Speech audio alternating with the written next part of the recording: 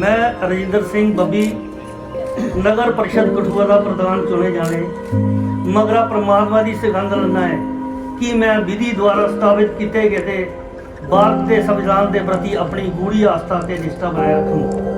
तो कन्ने मैं ये भी प्रण लेना है कि भी सौंपे याद करते कारज बार की मैं पूरी ईमानदारी से निष्ठा करने निभाऊँ।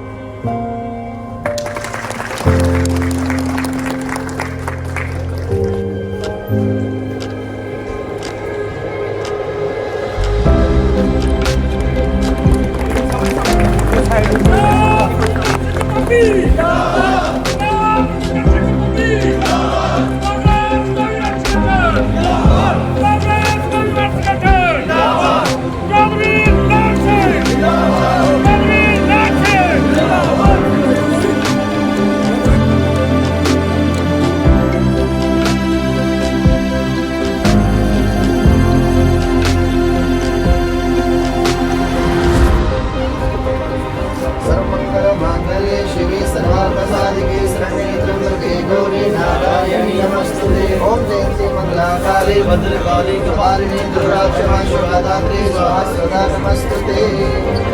ओम वक्रतुंड महाकाय सूर्यकोटि समप्रभा निर्विघ्नं कुरु मे देव सर्वकार्येषु सर्वदा।